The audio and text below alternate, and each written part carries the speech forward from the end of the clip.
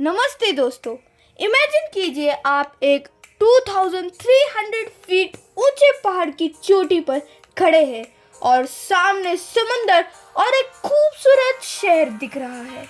और ठीक आपके पीछे एक विशाल का स्टैचू है जो पूरी दुनिया को शांति का संदेश दे रही है।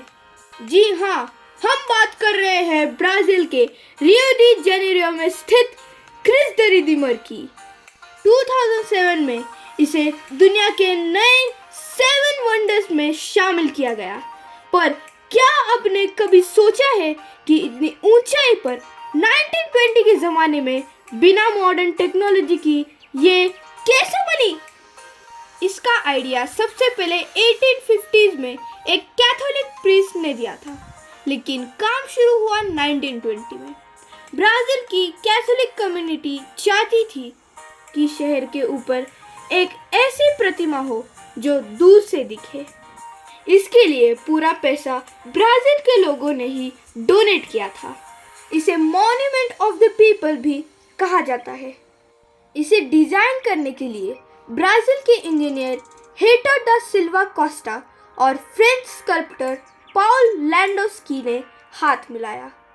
शुरुआत में डिज़ाइन थोड़ा अलग था, पर बाद में आर्ट डेको स्टाइल को चुना गया, जिसमें जीसस के हाथ फैले हुए हैं जो एक क्रॉस का शेप बनाता है।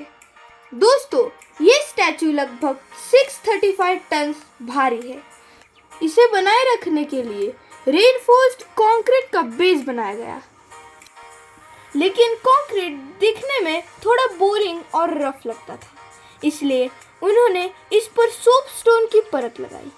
यकीन कीजिए, 6 मिलियन से ज़्यादा छोटे छोटे ट्रायंगल टाइल्स को हाथ से चिपकाया गया। कई महिलाएं इन टाइल्स के पीछे अपने चाहने वालों के नाम लिखती थी, जो आज भी उस स्टैचू के अंदर छुपी हुई है।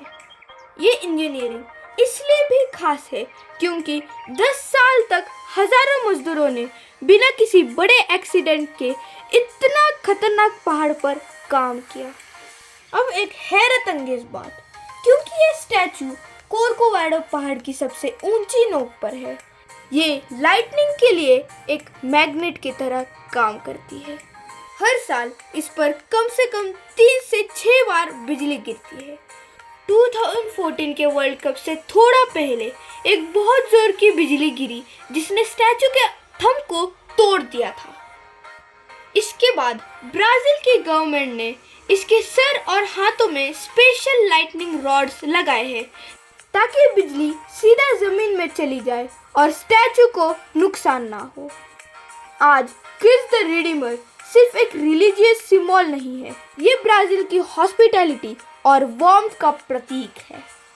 चाहे दिन हो या रात, ये स्टैचू रियो के हर कोने से चमकती हुई नजर आती है। अगली बार जब आप इसे देखें तो याद कीजिएगा उन हजारों लोगों की मेहनत जिन्होंने इसे 100 साल पहले पहाड़ की चोटी पर खड़ा कर दिया था। उम्मीद है आपको ये क्रिस द रिडीमर की नॉलेज की जर्नी पसंद आई होगी। मिलते हैं अगले वीडियो में।